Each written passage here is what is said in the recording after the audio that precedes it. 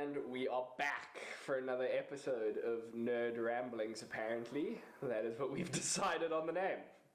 I like it. I think it works really well. We are both nerds and we are both just rambling. I think it's very appropriate. All we're going to have to do is check that isn't taken. Oh, shit. I didn't think about that. Well, it's on the podcast. It's ours now. Okay, so this one we're talking about Marvel and specifically the MCU. Although, we're going to kick this off with what started your love for Marvel? In general. Like, in general, yeah. Can you remember it all? Because, for me, I know it's a toss-up between 3 live-action movies, but there was the 90s Spider-Man cartoon. We had that on VHS. Whoa. I used to hire that from the DVD shop. Yeah, and that was awesome. That got me into Spider-Man. But the live-action stuff, it's Tobey Maguire's Spider-Man, or it's like Hugh Jackman as Wolverine and the X-Men, or, and a lot of people will probably give me flack for this, it's the 2002 Fantastic Four. Because I used to watch the shit out of that growing up. Yeah, the first one is really good. I couldn't care less about the Silver Surfer, but that first one... Yeah. Yeah. For me, there was 2 moments in my life. The first one was my mom just got into a new relationship. Yeah. And the lady brought a video machine, and we were house sitting somewhere. And she got a video tape out from me. She was like, "How old are you?" Nice. Like 4. Not a fishy start at all. Yeah, and she was like, "You're probably not old enough to watch this, but we're gonna put That's on X-Men. Okay. You're gonna love it." Well, she was right, but that's a very sketch start to a memory there. How old are you? You're not old enough for this. Goodness. So I watched X-Men and I loved it. Yeah. And then for my birthday after that, I got my first Spider-Man toy, and I was hooked. Oh, solid. I was like, that's how you get it done, eh? A good old Spider-Man toy. My first 3 outfits when I was a child, Yeah. when I used to go to preschool, was Donatello from Ninja Turtles, Nice. Spider-Man, and Batman. Fair enough. Cat. Yeah, for those of you listening, the cat is going crazy on a box. So Donatello, you said, Spider-Man and Batman. Yeah. That is a pretty solid little trifecta there. I do remember having many a Marvel action figure. I had Spider-Man. I definitely remember I had a really cool fucking Hulk one with an action chop, which was awesome. I had a massive Hulk when I was younger as well. I remember having it was unreasonably big. I remember I was told that I could bring a toy to class one day. Yeah. I brought this massive thing and I was so proud. I was nice. stomping around everyone else's toys, being like, look how pathetic everything else is. To be fair, I remember getting told to bring a toy in school. It was for a show and tell. You're supposed to check it, feel it in the bag and describe it to me. I brought a lightsaber, bro, hundreds. A lightsaber for the win. Everyone's like, "Oh, my toy's so cool." Yes, it is. Smash it with a lightsaber. I remember I had the web shooter toy. Yes. Do you remember with the old canister? Yes, and you could actually spray. Yeah, I remember that. I wanted to go back to my old preschool. I went to a Catholic preschool. Nice. And I wanted to go back, not to see the nuns. I'm terrified of nuns. But I shot webbing onto the ceiling. I'm surprised you're not terrified of I'm surprised. I just want to go and see that webbing is still there, and no one has been able to clean it. Goodness, I remember that stuff. That was awesome. Yeah. They don't make cool toys anymore. I'm very. They really don't. That. Do you know what? I'll be honest. This is diverging into a bit of a Star Wars tangent here, but I was heartbroken. Okay, I walked into a toy store the other day, just casually. It's Christmas time. I was like, I haven't been in a toy store for quite some time. Just what's in? In my youth, all right, and that wasn't that long ago. For those of you listening, okay, there used to be an entire section, aisle, area devoted to Star Wars on its own, and then there'd be Marvel stuff, DC stuff, etc., etc. There's nothing in toy stores these days, nothing. No, they've got nothing left because people aren't interested in buying toys anymore. Toys are also such bad quality now. That's true as well. I used to save up money every 3 weeks and go buy myself the next Iron Man suit. And this is like a big part of my growing up, and I loved it. And you've seen my shelf. I have seen your shelf. That shelf is For those of you listening, it's impressive. It is an impressive shelf. I'm very happy with my collection. And you just won't be able to find anything like that now. No. You could buy it online or you could buy it overseas. Literally, yeah. Yeah. But at the moment, we've got nothing left. Ow. They're so bad. You could tell that an action figure was crap if the joints didn't move. Sure. If the elbow joints and knee joints weren't movable parts, I was like, it's not worth my purchase. It's not That's worth fair. How are you supposed to actually play with it? Like, come on. But okay, so yeah, that pretty much started your love affair with Marvel, as you can no doubt hear. Obviously, it has been fantastic for us to kind of grow up with the MCU. Oh, yeah. Not gonna, because let's think about how old were we when Iron Man first hit? 9 years old. It was 9. And I got my first Iron Man film. My first ever like gift of a DVD was the Iron Man movie, and I was 10 years old. Greatest gift I've ever had. Fair enough. It is a solid movie. Yeah. And I mean, it like, for the, like, again, not to be funny, we said 9 years old when Iron Man 1 came out, we watched it together, we watched Endgame together. Yeah. When?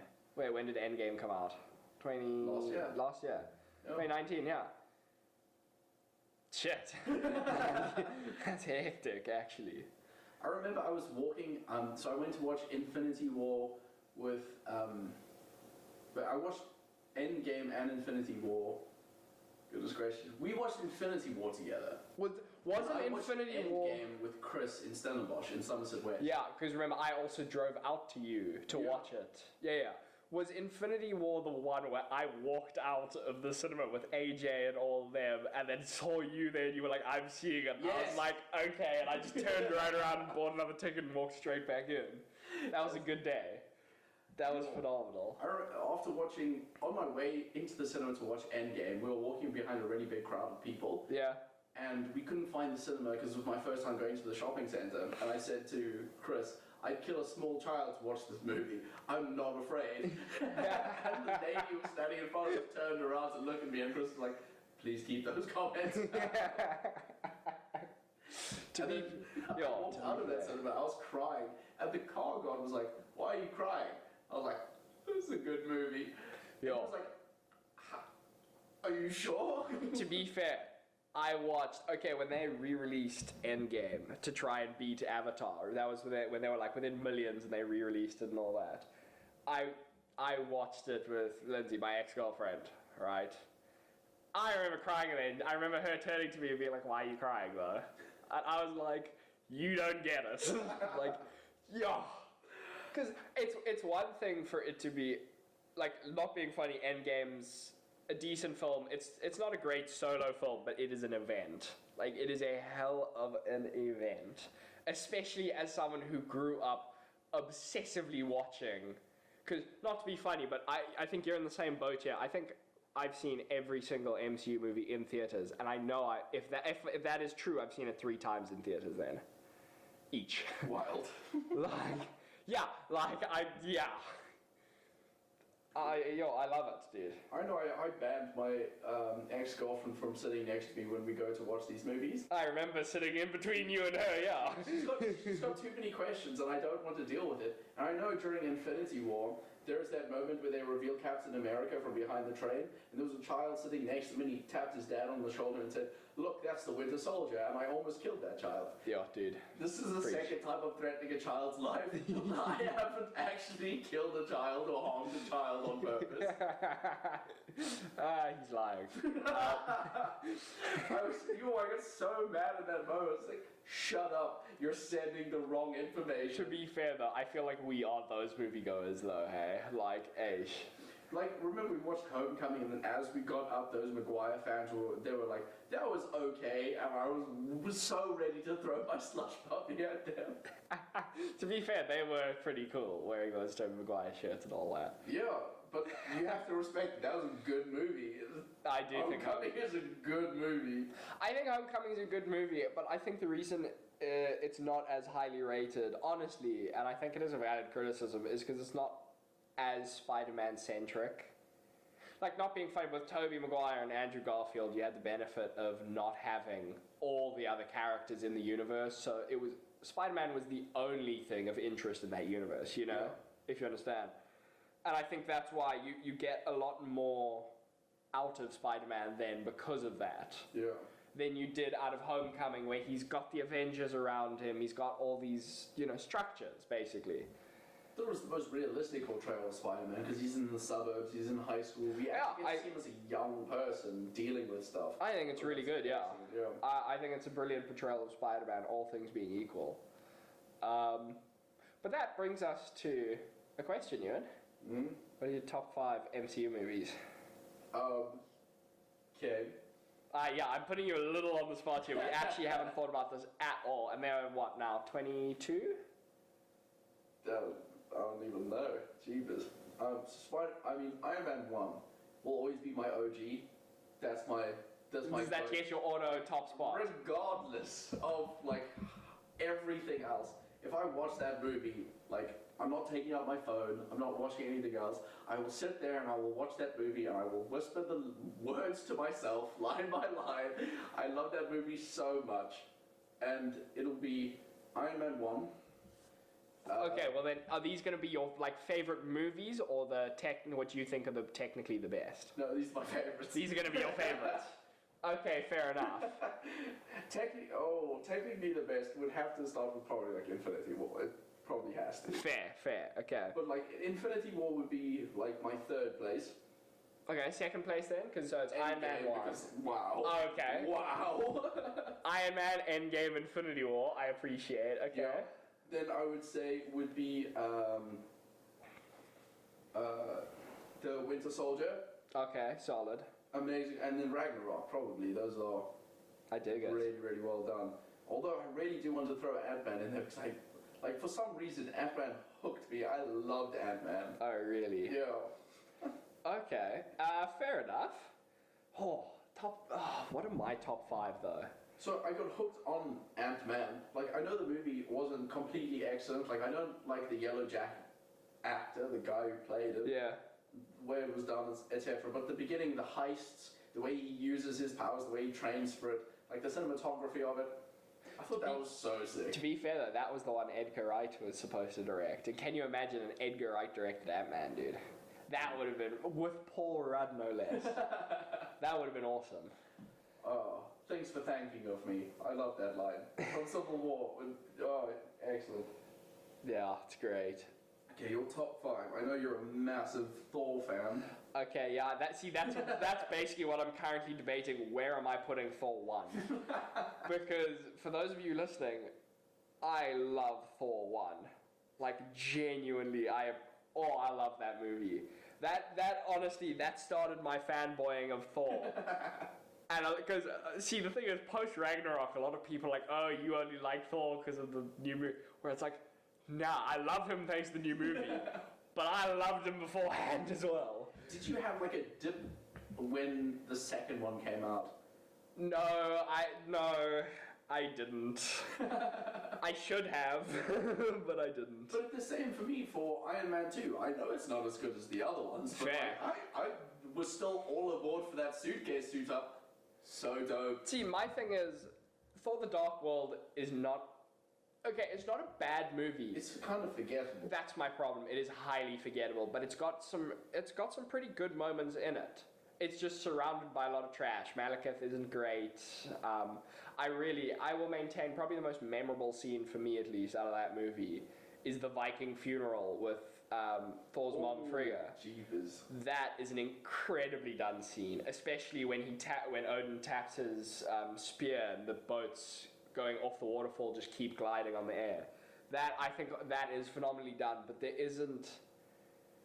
I think it's one of the movies, Iron Man 2 I think is similar, where it kind of suffered from that studio medal a little bit, where, not to be funny, but with Iron Man 2 they pushed a lot of stuff into it, and I think with Thor 2 they tried to push the, like, infinity stuff a bit too much. Because, like, realistically, if it was just Malekith and you could devote more time to him, because I rate Christopher... For those of you listening, I'm a big Doctor Who fan. especially considering I've only really like properly absorbed that first Christopher Eccleston series. I enjoy him as an actor. He's really poor as Malekith because I don't think they gave him enough to do. And the whole movie is pretty forgettable, but it's got some really good interactions with... Loki's got some great scenes. I was about to say, Loki and Thor, yeah. The prison, especially when he gets told his mom's dead, dude, that I think is phenomenal. But it's very forgettable.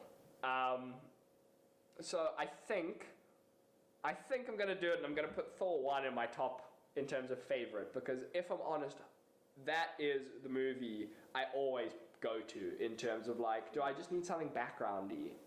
It is always a toss-up between Thor 1 and Iron Man. I missed the train on the first, though. You know what, a lot of people weren't the biggest fan of it, but I really enjoyed it. I think Kenneth Branagh, you know who he is, right? Yeah. I'll not say heathen. Yeah, thank you. I've had conversations, I'm like, Kenneth Branagh, and people are like, who? I'm like, come on, guys. But Chamber of Secrets, please don't don't disrespect me, Ryan. I'm sorry, Ewan. I'm sorry. I've dealt with so many idiots. But he's brilliant in Chamber of Secrets, by the way. But I think he did a really good job directing the first Thor, because not to be funny, but looking back on it, it was following Iron Man in terms of like... It needed to be different too. You were introducing a whole different world. But the thing is, you were introducing a whole new world into one you've already established, which I think it does a really good job of doing, especially the concept of like magic just being technology that they don't understand. I gotta take something back, yeah. Oh yeah? I made a huge mistake. Oh, what did you do? Iron Man, Endgame, The Avengers. I was wondering why you left off The Avengers. Ragnarok. Oh my goodness. The Avengers should actually be... Oh, they're fighting real hard with Endgame there. Dude. I might actually put it above Endgame in terms of like a classic and one of my favorites. It'll be Iron Man 1, Avengers, Endgame.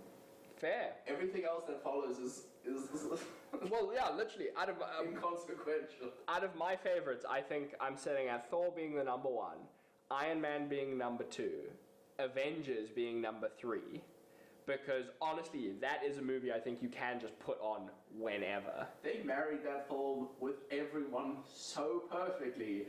That movie is amazing. My only complaint is the costume Captain America wears at the end.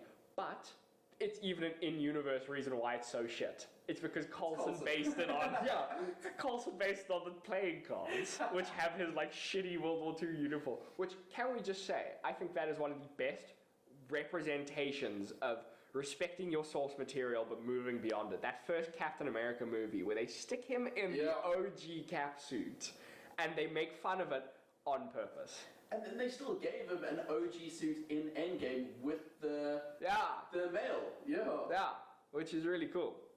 I dug that suit. So so it's Thor 1, Iron Man 1, The Avengers 1. A lot of Phase 1 movies I see. Thor Ragnarok, I think. No, I'm going to put Endgame above it. Just because I think it's got some of the greatest moments. I saw something so cool the other day. The reason why Cap cushions Mjolnir so hard is because he's used to catching the shield. And that's the way he catches the shield. Even though Mjolnir will come to your hand regardless. Fair. Yeah, that's pretty cool. So cool. To be fair, that moment where Cap picks up the shield, do you remember what it was like? So loud. Dude, the entire cinema screamed. Literally, they screamed, clapped. It was an event. There's two moments in that film where you just want to stand up and scream. It's Cap catches Mjolnir after the hitting Thanos in his pee with that thing. Yeah, he fucking annihilated that. It was great. And then the other one is Avengers Assemble. Oh my goodness, roaring into battle. That, to be fair though, that is one where a lot of people complain because in Ultron ends with Cap being like, Avengers! And then it cuts to credits. And everyone was always like, why wouldn't you just let it? Why? Why you gotta do us like that? That's why, dude. Oh my god, that payoff in the end because the thing is, that was everyone. Yeah. That was And that does so much justice, because I don't know if there's a famous comic book cover of, it was while they were like reshuffling the Avengers for like the first or second time, and it's Captain America holding his shield up shouting, "Avengers assemble," with just Marvel characters, like headshots of Marvel characters behind him, because the whole thing was, what is his lineup going to be? Yeah. And that is what it basically reminded me of, where it's like, you're all in. like you could feasibly, like years down the line, I could see them releasing like special editions where they add certain characters in, like George Lucas, like, you know. Oh, so good. I heard an idiot once. Okay, there are other people on the internet who talk about these things. It's not just us. But one person brought up something that frustrated me so much. Because in Ragnarok you hear, are you the god of hammers? No. Yeah. Your hammer was only meant to be a sort of... focus for your power, yeah. Channel it or something, yeah. So then people were frustrated when Cap got the hammer and was able to use Thor's power. And they were like, but if the hammer's not giving him power, where does his power come from? Thor, dumbasses. It's channeling his power. That doesn't even make any sense. You answered your own question in the problem. Yeah. To be fair though, you could always just argue, well, the hammer's enchanted with whosoever holds this hammer, if he be worthy, shall possess the power of Thor. The power of Thor, it comes from Thor. Yeah. It's Thor's power. Yeah. It's the channeling tool. Yeah. When you have a flamethrower, the gas on your back is what puts the flame forward. Are you comparing Thor to... Giving the handle to different people to pull the trigger, that's what that is. Fair, actually. That's a fair analogy. People. Yeah, no. If I'm honest, I've heard some criticism of Endgame that I'm like, that just, like, whatever. But I'm prepared to admit, like, it isn't the best MCU movie by any stretch of the imagination. I think, especially around the time heist stuff, it's quite loose in terms of pacing and all that. But God, it's got such good moments in it.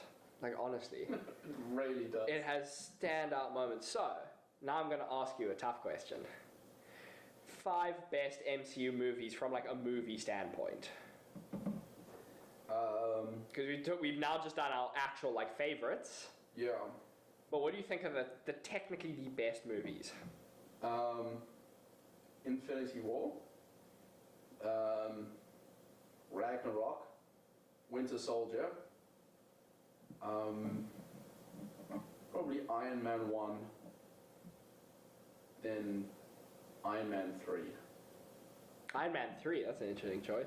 Yeah, because that's you get his anxiety arc, and you get him dealing with being an idiot and putting Pepper's life at risk. Him being without his suit, having to realize like the things he needs to achieve. I feel like that gives you a proper insight as to like what he's been going through. Sure.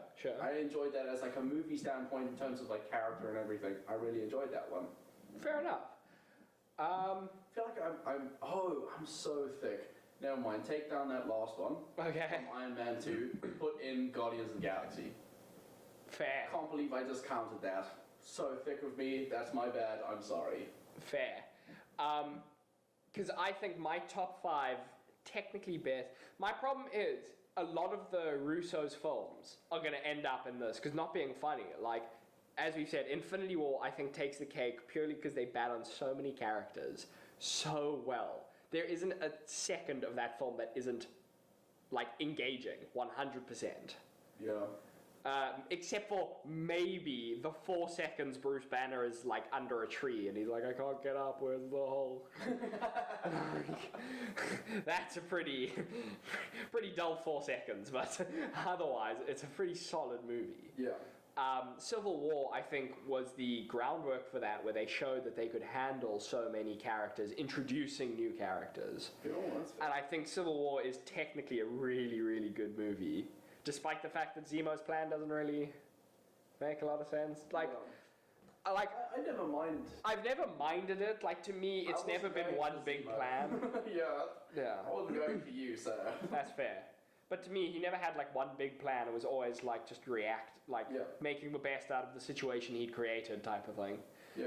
But, so I think for me, Infinity War, especially out of all the Russo movies, I think it goes Infinity War, Winter Soldier. Did I drop the Avengers again? You did. I'm so stupid. It's hard to pick these things. You know what the problem with the MCU is? All of their movies are good. Yeah. Like, not being funny, even movies like Thor 2, Ant-Man and the Wasp, they're not as good as the others. but they're not bad. Better than other movies, yeah. Like, really good. they're like, just over average. Like that, like, it's really difficult. Especially when you look at how the MCU's just evolved over 10 years, dude. Because not being funny, but if you compare those Phase 1 films to the Phase 3 ones, they're in different leagues. But at the same time, they're still, like, it's still so good. Oh my god. Like, if Iron Man, the first one is sitting on, like, 80, first Captain America's on, like, a 75, like... Yeah, easy. It's difficult to go up from there, and they did. Yeah, because not being funny, but everyone regards Winter Soldier as being, like, one of the top tier. Yeah. That's a good sequel. That's better than the original. It is. Fair, yeah. Very fair. The Avengers is a phenomenal movie. Ultron is not better, but the ones after that were better. You know what? I cut Ultron a lot of slack, though. I'll be honest. I enjoyed Ultron. Of course I enjoyed Age of Ultron. I just know that, like, the first Avengers is better. The first Avengers... All of the other Avengers movies are better, if we're honest. Compared to the remaining two. Yeah, that's fair. I'll rate Age of Ultron. So you know what the problem is? Even in my favorite movies thing, I left out the Guardians of the Galaxy. Yeah, exactly. They weren't even... I love the Guardians of the Galaxy. Like, I think it is so incredible what Marvel did, and it is such a stark contrast to what DC managed. What did they manage? What did they do? They managed Aquaman and 2/3 of Wonder Woman. That can't, like, those movies are on the, like... You know what? I'm touching the levels of the worst MCU. But that's what I was about to say. I'm going to be brutally honest here. I consider Aquaman to be about Thor: The Dark World or higher. Yeah. Like, not a lot higher, though, if you're going to put it higher. Slightly above, maybe. Because, realistically... I'd still watch any Marvel movie except for Captain Marvel before a DC movie. That's fair. I think... But you know what the worst part is, though? Captain Marvel's not even... It's not even, like, bad. It's just boring. Yeah, it's just forgettable. It's just that they used a formula for Captain Marvel, and Brie Larson didn't... She didn't emote once through the movie. She didn't get to do much, yeah. She was just like a happy-go-lucky little powerhouse. But it wasn't even happy-go-lucky. It was a snarky-go-lucky powerhouse. Yeah, that opening where you were like, you want to fight? I was like, that's cute. I want to see where this goes. And then it just kept that energy. But see, like, even if you think about that, her whole relationship with Jan-Rog, was it? Jude Law's character. Just say Jude Law. Jude Law's character, whatever. That didn't make sense. Because when it starts out, they seem to have like a really good mentor-mentee relationship. But by the end of the movie, she's like, you never wanted me to succeed. And he's like, I'm proud of you now. And you're like, what is going on? What do you want to do here? It's also incredibly predictable. Yeah, that's true. Which is a bit rough. And I really wish that she'd done better, because she did better in Infinity War. Endgame, you mean? Endgame, yeah. Although, in Endgame, I feel like she's a bit... Like, look, Captain Marvel in general is just pretty OP. Yeah. But, okay, alright, I'll be honest, I've got an issue with Endgame in terms of that little female empowerment scene, alright? Okay. No, I know, but I'm explaining this for the people at home, and they need to understand why, okay? I don't have an issue with the scene as a whole. Like, I don't mind that all the female... This is because Captain Marvel did the... It's because Captain Marvel got the gauntlet. It doesn't make sense. We just watched her blow through a ship. But now, all the human, like, some of them have powers, some of them don't. People gather around her after Peter Parker's like, how are you going to get this through that? What a dumb question, Peter. You're supposed to be smart. She'll just do what she did to the ship and fly through them. Okay. But he's like, how are you going to get these through all on your own? And then all the females turn up and they're like, she's not alone. Cool moment. I can see why you did it. Honestly, you haven't had like a female-led solo movie. It's the callback to the Infinity War moment. Of course, which is... She's not alone. But it was done better there, not to be funny. But with this one, like, imagine if they'd given the gauntlet to Nebula, and Nebula picked it up and was like, I'm going to finish this journey. And Peter was like, but how can you do it on your own? That would have been better. That to me would have been perfect. Because not to be funny, but Nebula in the comics is quite involved with the whole Infinity thing. And I don't feel like they did well in Endgame. Like the scene with her and the paper football with Tony, like that opening is incredible. I love it so much. It is heart-wrenching, of course. But like, and they have her shoot her past self, and that's the whole symbolic thing. But like, imagine her literally standing up to Thanos. Like that, to me, that would be the final step for her in terms of breaking away. It would be, you want this, I'm going to make sure you can't get it. Yeah. But yeah, that's a minor little nitpick. Fair enough, though. Okay, let me ask you this. Favorite moment from the MCU then? Come on. Okay, I'll give you a top two. Okay, first one, obviously. Obviously, is Cap having Mjolnir. It's gotta be. Of course it is. Holy crap. Okay, then test of the Mark II suit, where all the bits move from the original Iron Man. That is a clean scene. And then Iron Man's suit up with the suitcase. Fair. That was cool, but I'll take that separately. That's not even on the same tier as those other two. Fair. But those would be like my top two moments. And then...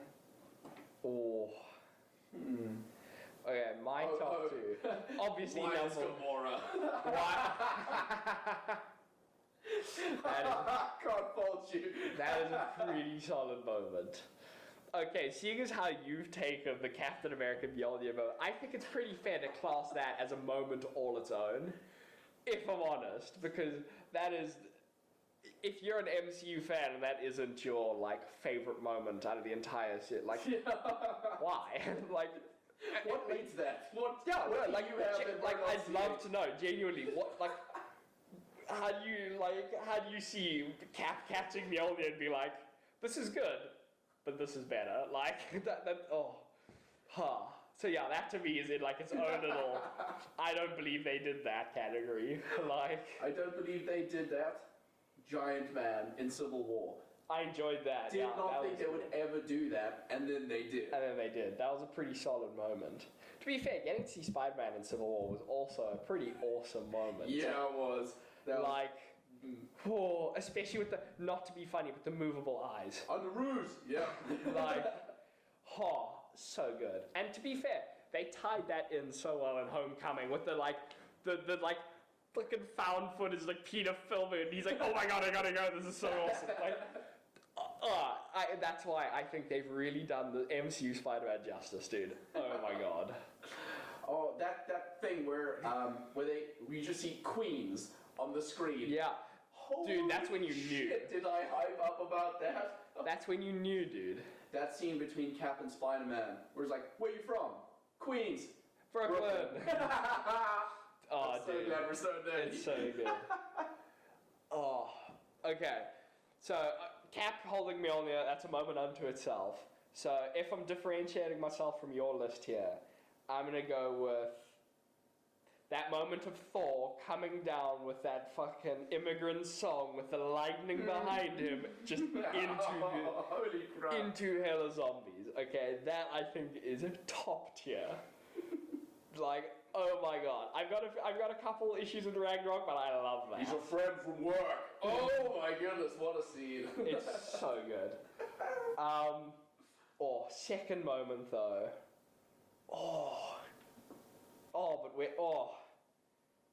Okay. So you were going to say the scene when he comes down in Infinity War and Hulk goes, you're so screwed now. Because you are. Maybe that's a good contender. Mowed them down. That cat is getting very ambitious with that Christmas tree. I see so. Yeah, there's a cat in the apartment here. We're recording just a... Oh, that is a solid moment from Infinity War, hey. Just, bring me Thanos! When he jumps up, That's cool. phenomenal. That is grand. I'm going on to watch this. Yeah, that is grand. Hear me out though. This is gonna be a bit out of left field. Guardians of the Galaxy 2, Yondu's funeral. Oh, what a heartbreaking moment, dude. That is... Look, a lot of people underrate Guardians of the Galaxy 2, okay? A lot of people are like, oh, it's just it's not as good as the first one, whatever. I will admit, pacing-wise, it is a bit messier than the first one. But holy hell, it is a good movie. That Yondu scene where he's coming down with the arrow and you realize how innocent he is as a dad when he was like, you look like Mary Poppins, and he goes, is he cool? Yeah. And he just wants to be like that dad figure for but then that's when everything clicks and he's realized that Peter's like, oh, dude. He's like, yeah, he's cool. And he goes, I'm Mary Poppins. You're like, dude. Oh my goodness. Dude, it's phenomenal. And that, yeah, literally, dude, Yondu's funeral scene is still, like, and the best part is because they set it up earlier on in Guardians 2. He has the fight with Sylvester Stallone's character, which, out of left field, guys, Sylvester Stallone in the MCU. I loved it, by the way. Just his usage in this is fantastic. Because when he's arguing, because the whole thing is Yondu was trafficking Ego's children to him, and Ego's then killing them, basically. And he picked up Peter and was like, I'm not going to do this. But he got the reputation with the rest of the Ravagers that he kidnaps kids, basically. He breaks their rules and that. And he has a fight with Sylvester Stallone where Sylvester Stallone's like, the lights of something or other will never be over your funeral. And then it's only after he saved Peter, like, proven that he's like a good man, like a trying to be a father type of thing, that he then gets those lights over his funeral. And dude, when his sidekick, James Gunn's brother... So it's like, yes! Heartbreaking, dude. Oh my god, it's so good. Oh, as soon as you mentioned heartbreaking moments, my mind went two places. Oh yeah. It went Cap's final dance with Peggy. Oh, that is a proper gut. To be fair, I'd argue that moment and the moment in Endgame where he's standing in her office and he's just looking through the and you're just looking at Chris Evans just like, and your heart is just breaking. Ah, dude. And then Hawkeye's scene at the beginning of Endgame where his family disappears. That is a crushing one, eh? How's it, like, this is how I knew that movie was going to hurt me in the beginning, is because they started off with the Marvel logo coming on in silence. Yeah. I was like, okay. Yeah. Alright. To be fair, what an opening, just seeing Hawkeye's family get dusted. Because that just brings you straight in. You're just like, I didn't realize you were going to do me like that, movie. Cool. Every 6 minutes, the first time I watched that movie, I was in tears.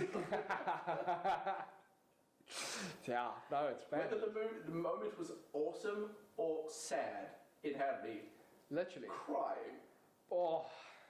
But like, yeah, Spider-Man in the MCU is phenomenal. I've enjoyed both of his movies so far. Michael Keaton as the Vulture still has one of the best twists in an MCU movie. That is fair. I did not see that coming. That doesn't happen often. Yeah, I didn't see that coming entirely, and it is played perfectly. Michael Keaton is doing, like, he is dadding it up. And I just love Tom Holland just sitting there like, oh my god, oh my god, oh my god, oh my god, oh my god. That was brilliant. Honestly, phenomenal. How threatening is a human person to Spider-Man? Literally just sitting in the car. Wow. Dude, literally, yeah. But that's the thing, him realizing while he's on the drive. And honestly, that's also something that the MCU gets right, because it gets its characters right. Not being funny, but he sits there and he asks Peter, he's like, oh, you were in the monument or something with them. And he's like, no, I wasn't. He's like, oh. And, you know, he starts, like, putting it together and all that. It's just so well done. Have you seen that green light moment? Yeah, where the light goes green as he realizes it. Yeah, I think that's phenomenal. But again, it's that respect where the Vulture's like, I appreciate the fact that you're keeping this a secret. Cool. I will kill you though. And then when he rescues him at the end, obviously, and then when he's in prison, the guy's like, you know who he is. And he's like, for did he be dead? And you're like, what are you doing, Vulture? What are you doing? That's respect. I see it. You seem to respect him, but you still want to kill him. I'm down. Let's see where this goes. Apparently to Morbius. Why was you ruining? Like, I was so happy. I'm sorry, I had to throw that in. Sony. All I'm gonna say, we're here to celebrate. Leave our MCU alone. Please do.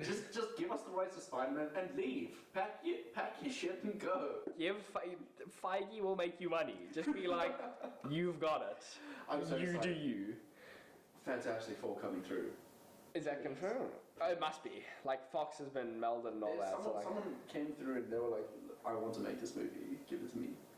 And I forget what other movies he's directed, but like, when I heard this, I was like, I see it. I see your vision. Bring it. Fantastic Four, I'd enjoy in the MCU. Like, you're missing an ultimate genius now. Reed Richards is there. Literally. Ah.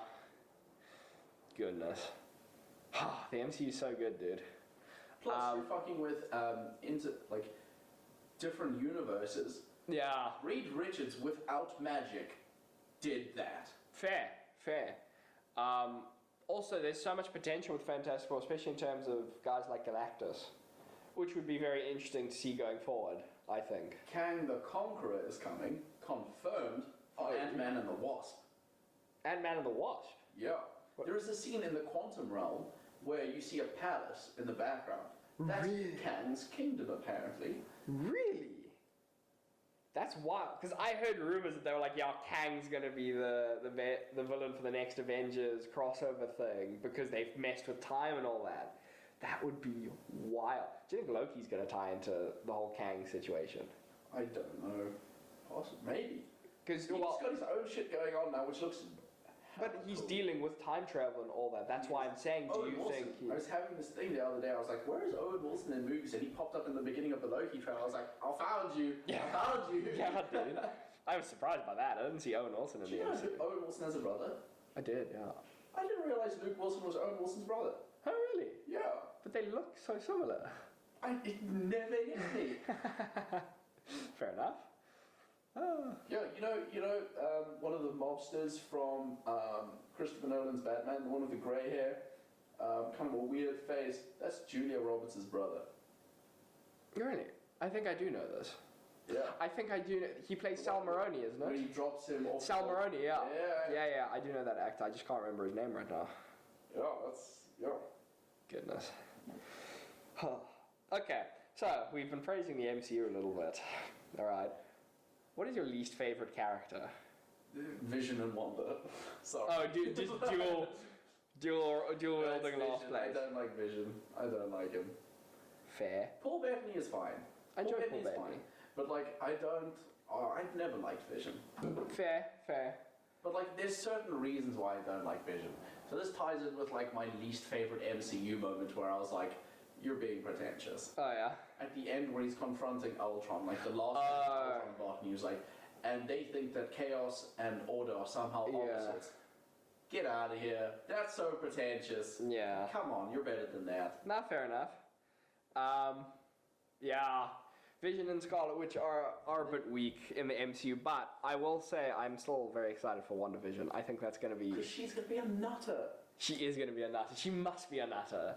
That's her thing. That is her thing in the comics. She's always a nutter, just causing reality warping events. My worst moments in the MCU surround Vision, which is really upsetting. Oh yeah. But Vision, when he gets stabbed, makes such an awkward noise. Oh yeah. It's like, ugh. No, he makes like a noise. I'll get it for you. I hate it so much because like after the first time I heard it, I couldn't stop hearing it. It's horrible. Wow. Oh goodness. See, least favorite character though is a difficult one, if I'm honest. It wasn't for me. Yeah, I see so. Yeah, you had no problems there. Get the fuck out. Yeah, you had no struggles. Oh, okay.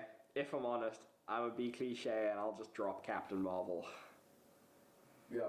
Because if I'm honest, everyone else, like I don't know, her movie just didn't do it for me. Brie Larson, I don't know.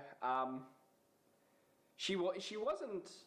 I remember looking at like the casting list back in the day and like the rumored casting choices and all that. I think Emily Blunt was one of the rumored ones. I think she'd be really cool as Captain Marvel. She definitely is the Invisible Woman, but that's just because I've seen so many. Yeah, I've just seen so many photoshops where it's like, this is what John Krasinski and Emily Blunt could look like, and it's like, you know what, you're not wrong. Yeah, Please. yeah. Least favorite is probably then Captain Marvel. Yeah. She didn't get justice to her. No, she didn't. But to be fair, I don't think she's had very good comics either. No. Yeah. Like, not being funny, but she was better as Miss Marvel, in my opinion. What? Yeah. Miss Marvel's a little Muslim girl. Now. Oh. Miss Marvel used to be Carol Danvers. Really? Yeah. It was. Well, it's I only remember Captain Marvel being. Marvel. Yes. Yeah. Yeah. It was. God, when was it that they changed over to Captain Marvel for Carol Danvers though? But it's like quite a recent, like 2000s maybe late 90s. But I remember that. Yes, I do remember this. Yeah. Yeah. Yeah. So I don't think she's got a lot of. But my problem is Marvel pushes her as like the next big, you know. No, but their problem is they're trying to make Wonder Woman or like a Harley Quinn. They're trying to make a big female character. Yeah. If I'm honest, you should have pushed She-Hulk. They're going to. I bet that they will. Well, there's a She-Hulk TV show. So. TV show? Didn't you hear about this? I thought they were making it into a movie with Ruffalo and. It's going to be a Disney Plus show, I heard. Really? I thought she was set to come into the next Spider-Man movie too. Because she's also a lawyer. Goodness, I just heard Daredevil was in Spider-Man 3. I'd still take Daredevil. I'd want Daredevil. I want Charlie Cox to be the MCU Daredevil. I think that's the thing is Kevin Feige must know. Because not being funny, you can sit there and you can be like, oh, Iron Fist was bad and all that. But like, that was realistically the only one that was subpar. Yeah. Like, Daredevil was phenomenal season 1, first half season 2, and season 3. Luke Cage was really good. Jessica Jones season 1 was excellent. Better than Luke Cage. Yeah, much better. I didn't watch Jessica Jones season 2. I haven't seen it either. But my point is, they've got at least a fan base behind them that maybe Iron Fist doesn't have. Like I'm actually going to go and watch Jessica Jones season 2 now. Nice. I mean, I enjoy David Tennant again, Doctor Who, and also watch Kristen Ritter. I really rate her as an actress. I enjoy it. She looks really good as well. Yeah, you're right. He's mouthing to me from the side because he's afraid. Yeah. I don't know why. It's not like you're dating anyone. Listen, if Kristen Ritter listens to this podcast, like, Ma'am, you are beautiful. nice, solid. I'm gonna stop calling older women ma'am. It makes it weird. Yeah, but yeah, yeah. Just leave it at that. This should not go on the podcast, but like, well, it is something down for you. Keep moving with the questions. Okay, fair enough. But yeah, I think that they should pull Charlie Cox into. Remember when I flirted? Yeah, stop. Sorry. Sorry, I'm exposing him.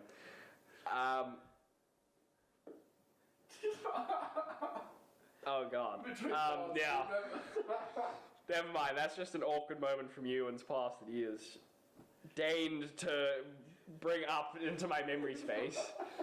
But back on the MCU. Yeah, I think Charlie Cox should be Daredevil. Honestly, if I'm honest. And you should stop calling older woman man. Yeah, that triggered something horrible. I really hope we don't have to cut this now. Well, I'm not going to cut it. So. Back on track. Back on track. Yeah. Whatever. It's fine. Little tangent. Honestly, I think Charlie Cox fit the MCU very well. And if I'm honest, I would really love to see Vincent D'Onofrio up against Tom Holland's Spider-Man. Whoa. Because he is such a phenomenal Kingpin, dude. It was terrifying. He was terrifying, he was controlling, he was manipulative. Perfect. Perfect, I say. Like, oh my god. Oh. Yo, and he played that emotionally stunted person so well. But that's the thing. So well. Oh, dude. I love it. I actually, it was so good. Okay. Favorite character? This is going to be a difficult one. Is it? I would think so. All of them are my favorite. Well, I'm straight up like Tony Stark, sorry. You got, like, my first movie, you had me. Fair. Gotta pay my respect. But see, that is if I'm honest, it's a toss-up for me between the Trinity. Of course it is, yeah. Thor, Captain America, and Iron Man, of course it is. And then, I'm gonna pick Thor. of course you. Of course I am. Yeah. I love Thor. I cannot stress this enough. Again, that first movie, I still to this day, it has one of my favorite scenes from the MCU. And it's the camera, it's the way it's shot, the way it's acted, but it's when Thor's just tried to pick up Mjolnir, and he can't, and he sees the enchantment on it, and he like loses his shit, and it like cuts to him in the like penitentiary or whatever, the little holding area with Coulson. And he's literally not saying a word, he's like just completely immobile until Coulson leaves and Loki enters.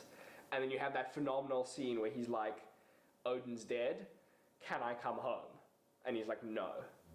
And then he's just like, I understand. Like, that is such a phenomenal scene. It's acted brilliantly. I love it. Go watch Thor when you get home. I feel like I owe it to You myself. slept on it, and I hate it. It irks me. I rate that first Thor movie so highly. I will go back and watch it.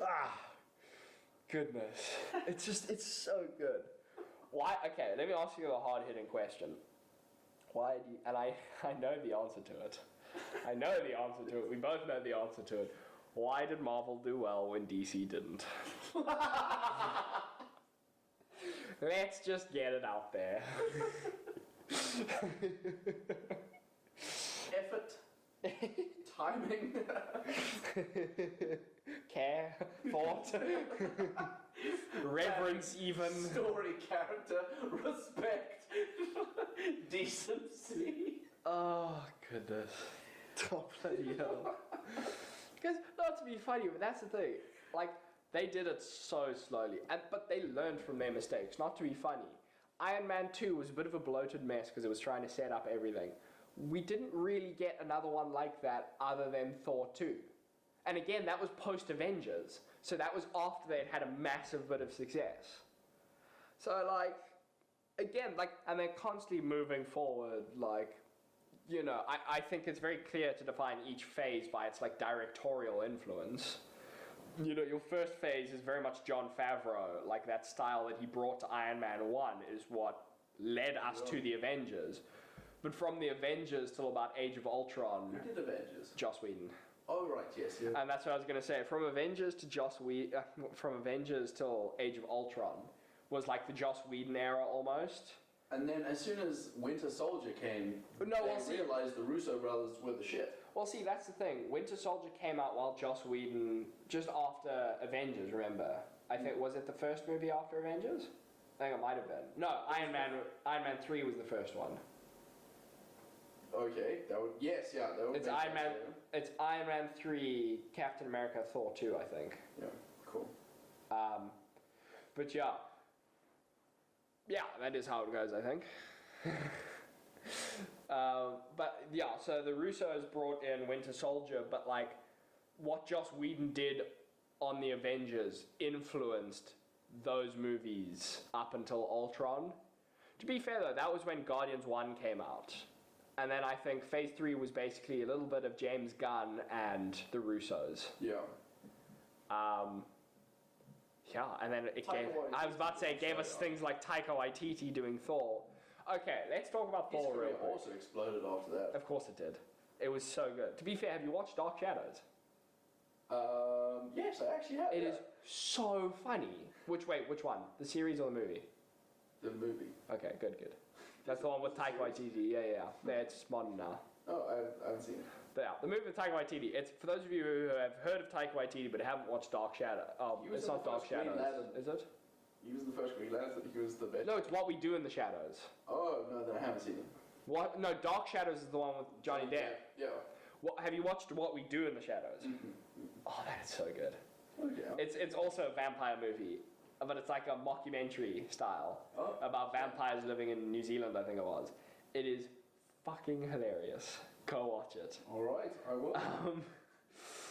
But Taika Waititi, I love Thor Ragnarok, but I think it's got a few problems. Yes. All right. One of them is that they lent... Marvel has an issue where, for the longest time, the jokes would, take away some of the impact from the more serious moments. I was so worried in Endgame where Iron Man had that last thing to say. And I was like, don't be a joke. Don't be a joke. Yeah, don't make it a snap or anything. Yeah. But there are moments in Ragnarok that I think that are undercut by the humor, where maybe would have been served by having that be like the toned down moment, you know?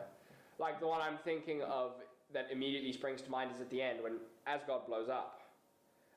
There's that stunning shot of Thor standing on a ship with his people behind him, staring at his home getting destroyed.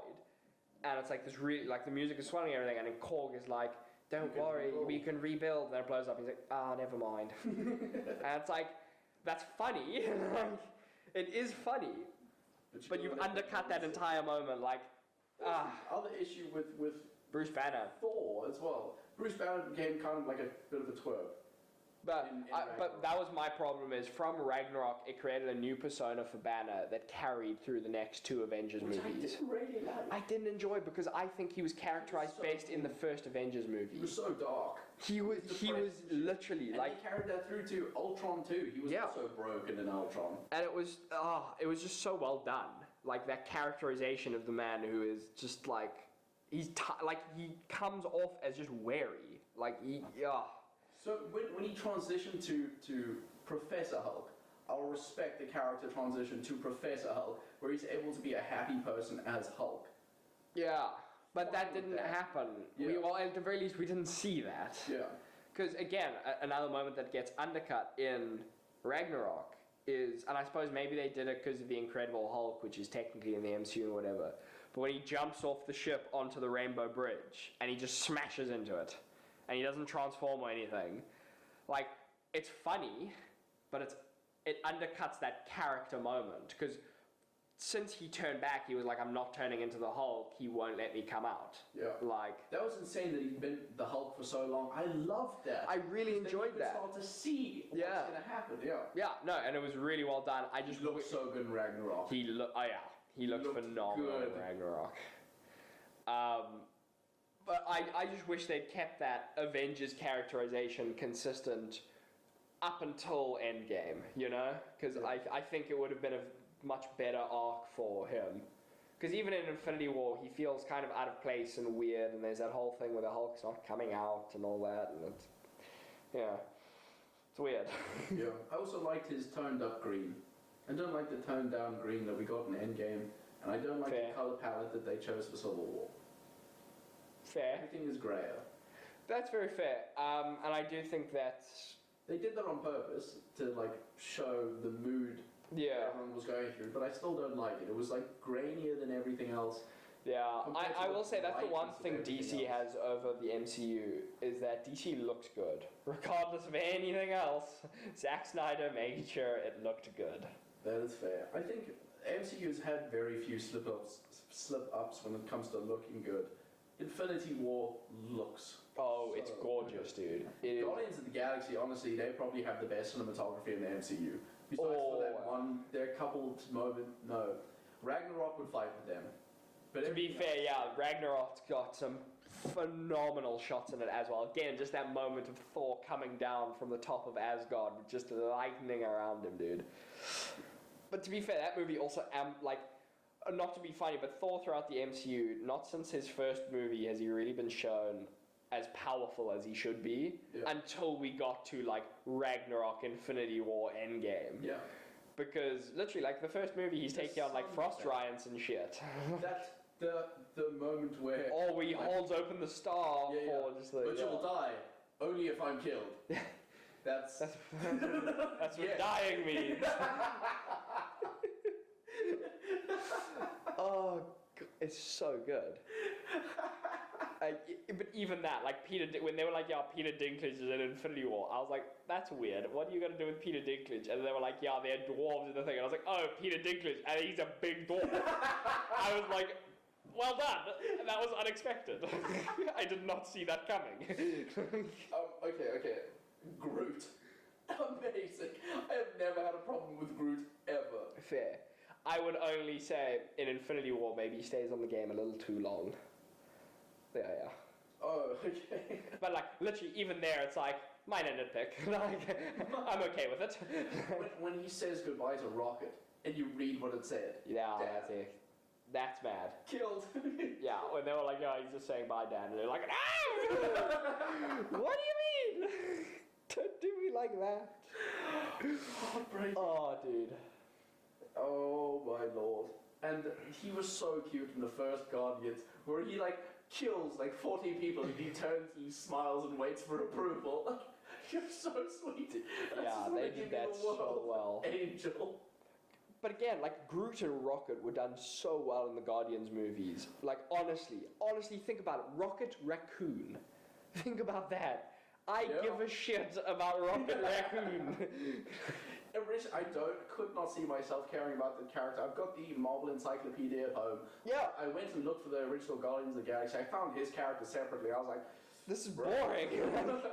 But that's the thing. You look ridiculous, and then. But that's the thing. James Gunn managed to like That's why I'm excited for the new Suicide Squad, because their costumes look like crap. Because they look like the comic accurate costumes. Like, make it cool. Make it cool for me. I believe in if I'm honest, I'm keen for the new Suicide Squad movie for two reasons and two reasons only. First is obviously James Gunn. Second is Peter Capaldi, because Doctor Who. I'm sorry, guys. I thought he was playing Brainiac, but he's not. He's playing the Thinker. Oh, they did him in Flash. Still, yeah. But whoa. Didn't you hear they did the Thinker in Flash? Like season... No, I did. No, I don't care about that one. Yeah. I'm talking like... CW Flash. We'll get there. We'll get to... part of the Suicide Squad. That's sick. Yeah. Which I'm really keen for. They've got King Shark. They do have King Shark. But honestly, my problem is with DC, not to be funny, I'm not excited for any of their efforts. Like, even with Marvel, after Endgame, I remember you and me, we walked out of the cinema and we were like, that is our MCU capped off. Like, it's not the same going forward. And it hasn't been. Like, watching Far From Home was cool. It was great. It was a nice little epilogue. Cherry on top. Like, MCU's done for me. Like... You've done something perfect here. Like, you are now standing. You are the checkpoint. You are save point in the game. Yeah. You can't take this away from me now. Fair. Please, Lord. Yeah, please. All we need is for Spider-Man 3 to be a hodgepodge of just a mess. That would cripple me, I think. No. Please, no. I really hope this is wood. Yeah, that is. Yeah, I hope that doesn't happen. Good God. But yeah, Spider-Man's going to be an episode on its own. Yeah, he will be.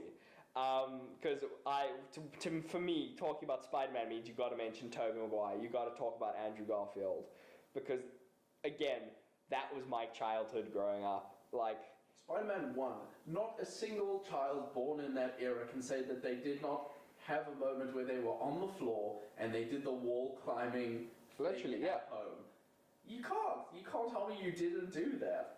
But again, yeah, and like, not to be funny, but Spider-Man, that first Spider-Man movie helped usher in the superhero age. Like, obviously you had X-Men in the 2000s, you had Blade before that, but like... Spider-Man was different. Spider-Man was a phenomenon. Yeah, like, yeah, it really was. So, it's getting its own episode, of course. Yeah. But yeah, the MCU, I think, has spent 10 years earning it, honestly. The fact that they were able to do better than Willem Dafoe's Green Goblin, that's respectable. Fair. Doc Ock was really good.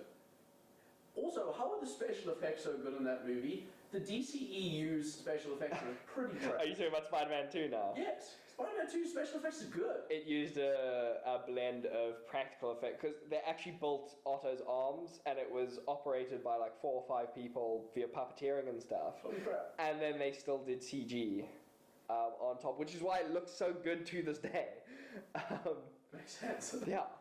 It's weird how like Guardians can come out and you can see Ronan, Groot, Rocket. They're fully CGI characters. Yeah. And yet you have something Henry Cavill's upper lip. not even the upper lip, like Doomsday. Yeah, he looked shit. Trash. Yeah, that was yeah. Why are the special effects so bad? To be fair though, something I just thought about now. You can kind of draw the trajectories of both DC and Marvel based off their efforts from the early 2000s. Like, not to be funny, but Marvel really did build off of what Sony did with Spider-Man and Tobey Maguire and what Fox did with the X-Men to give us the MCU. Yeah. Whereas DC built off of Christopher Nolan's Batman to give us the DCEU. And I think there are problems with that. One of them being it meant that when Christopher Nolan finished in 2012 and the Avengers came out, DC was left in a bit of a spot. Although, I wish, I'll be honest, I wish Christopher Nolan had accepted, because I don't know if you heard about this. After Dark Knight Rises, DC was like, or Warner Brothers was like, yo, you're going to make us a cinematic universe, aren't you? Like, you're going to make us a Superman type of thing, like get Christian Bale back in, that type of thing. And Christian Bale said he was down only as long as Christopher Nolan did it. But Christopher Nolan said no, he saw his trilogy as being finished and all that, which I respect. I think it was... Yeah. I think it was magnificent for actually giving Batman an ending. Yeah. Also, how do you squeeze in superpowers into something that's been so grounded? To be fair, though, can you imagine But that's why I would have been so excited to see, because you didn't have to squeeze it into that realistic thing, not being funny. But if Christopher Nolan got a hold of Superman, I don't think he would have grounded it the same way he grounded Batman. I think he would have allowed that more unrealistic aspect to be more prevalent, which then would have made for an interesting mashup when you put Christian Bale's Batman there. And that's why I think... a pretty awesome Dark Knight Returns if you did that, because then Christian Bale's Batman would be that old, he would be that angry. Literally. And you could have Superman on his own for a while, leading up to the presidency and the gigantic battle between them. And you could make it, if you want him to concrete come back into the game or something. You kill off Selina Kyle, or you do what they do in the comic books, where they just break up continually. You know, where he can't put Batman aside. You know, you give it something, you know? Yeah. Which I would have been really keen to see, but if I'm honest, I'm glad we didn't get it. Yeah.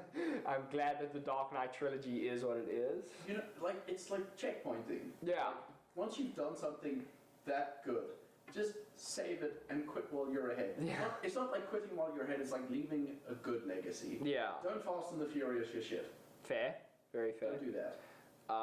They should have ended it after Paul Walker died, if I'm honest. They should have ended it before that, but I think when Paul Walker died, that was the opportune moment to just put it to rest.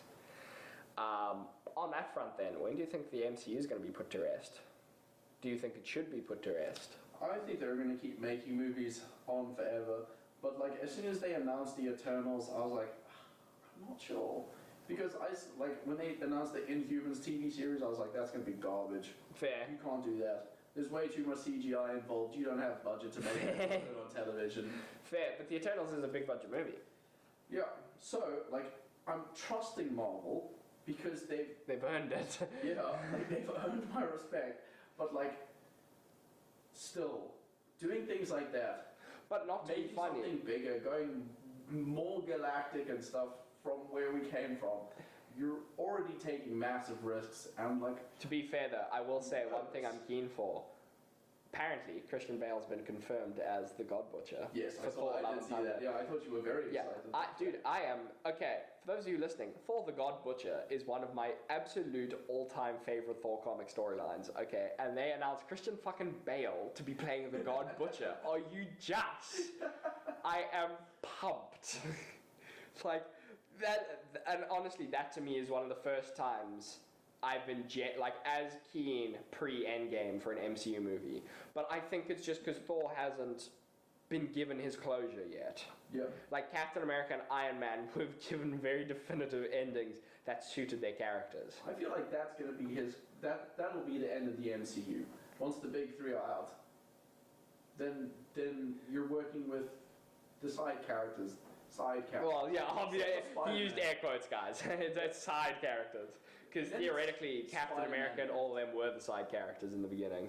And then, But see, that's what I'm talking about. The MCU's taken, not to be funny, but it's taken characters you wouldn't know because they couldn't. Like, they couldn't use the ones that were known. They took the little known ones, the B-listers, the C-listers, and they turned them into megastars and household names. How would you, what, if you didn't start off with Iron Man, Thor, and Captain America, who would you even go for? Oh, you're talking they had access to their full roster. You would make the Spider-Man movies, which they did, but what other, massive... But they didn't make the Spider-Man movie, remember, it was Sony.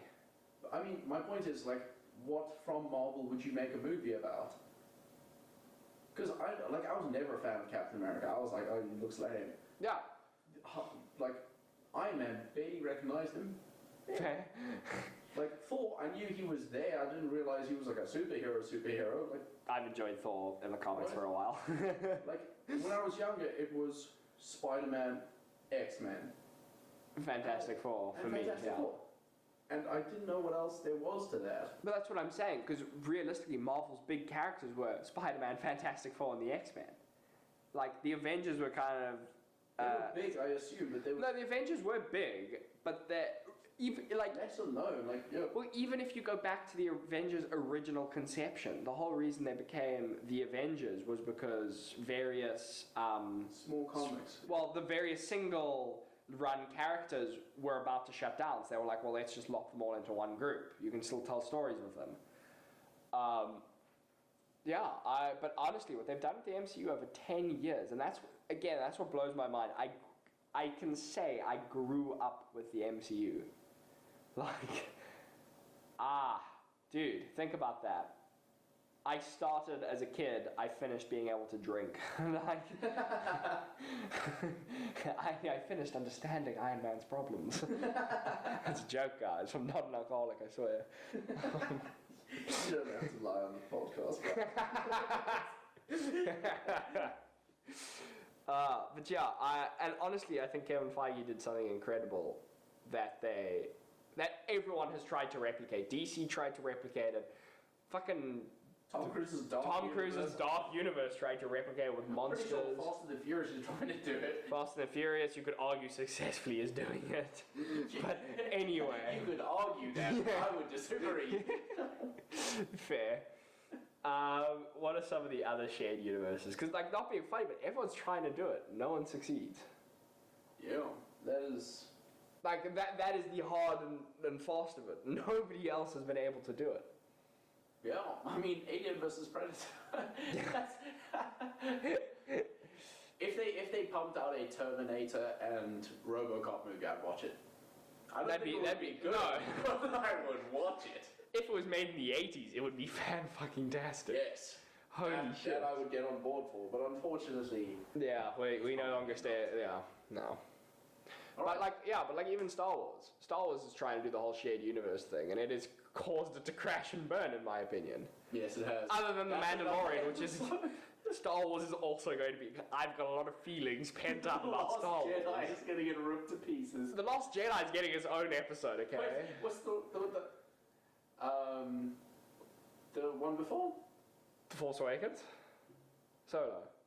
Solo was after. No, what do you... Okay, the most recent Star Wars is called what? The Rise of Skywalker. Dude, I'm also going to rip that one to pieces, but The Last Jedi is getting its own episode, and then we're going to talk about the state of Disney Star Wars post The Last Jedi. Because, I've got feelings. Strong. I respect you, J.J. Abrams. You did it. You started that well. Rian Johnson. I'll give you this, J.J. Abrams. You started off well. You did not stick the landing. He had to fix so many issues. No, okay. Leave Why it for the next episode. Why would they change directors halfway? Okay, we're just going to leave this for another episode. I've got too much to say on that front, okay? I've been Ryan. I'm Ewan. Thank you for listening to us ramble on We'll see you again soon. God damn.